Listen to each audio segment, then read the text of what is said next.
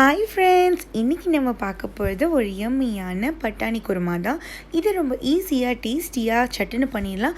இது பண்ணுறதுக்கு முன்னாடி நம்ம சேனலை சப்ஸ்கிரைப் பண்ணாதவங்க கண்டிப்பாக சப்ஸ்கிரைப் பண்ணி லைக் பண்ணி உங்கள் ஃப்ரெண்ட்ஸ் அண்ட் ஃபேமிலி கூடயும் ஷேர் பண்ணிக்கோங்க.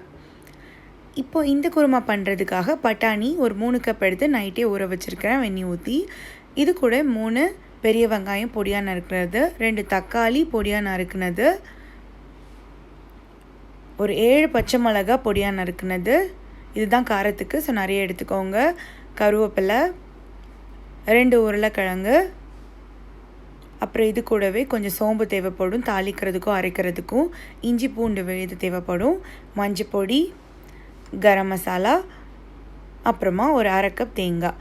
இப்போது 2 ஸ்பூன் பொட்டுக்கடலையும் ஒரு 6 முந்திரி பருப்பும் எடுத்துருக்கிறேன்.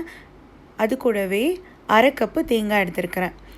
இப்போ இதை தேங்காவையும் நம்ம எடுத்து வச்சுருந்த பொட்டுக்கடலை முந்திரி பருப்பு அதையும் இதோட சேர்த்துடலாம்.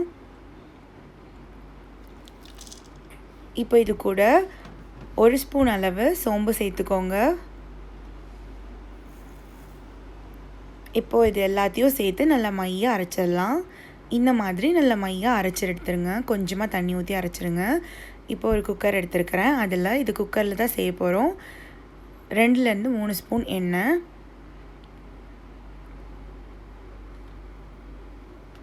எண்ணெய் சேர்த்த உடனே ஒரு 1/2 ஸ்பூன் சோம்பு போட்டுக்கோங்க வாசனைக்காக.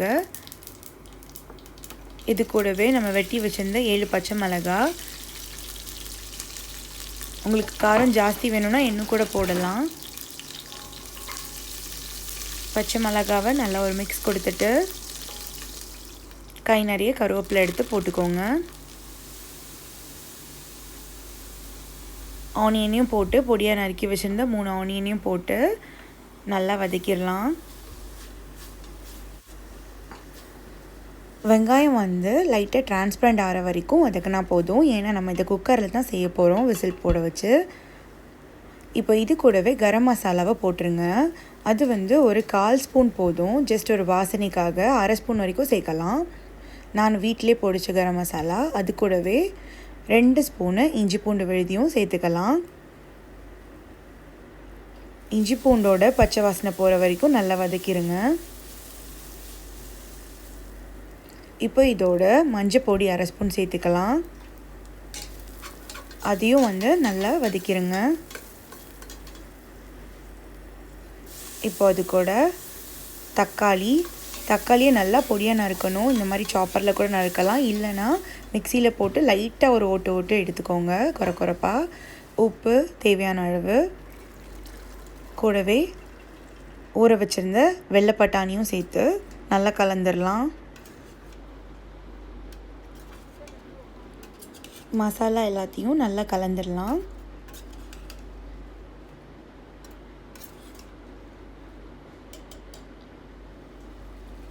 இப்போ நல்லா கலந்ததுக்கப்புறமா நம்ம வெட்டி வச்சுருந்த 2 உருளைக்கிழங்கையும் சேர்த்துக்கலாம்.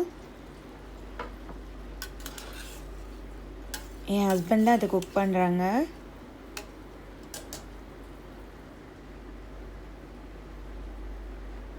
இப்போ இது கூடவே நம்ம அரைச்சி வச்சுருந்தோம்ல தேங்காய், முந்திரி பருப்பு, பொட்டுக்கடலை, சோம்பு அந்த பேஸ்ட்டையும் சேர்த்து கூட தேவைக்கு தண்ணியும் ஊற்றி நான் ஒரு 2 கப் இருக்கும் தண்ணி சேர்த்தேன்.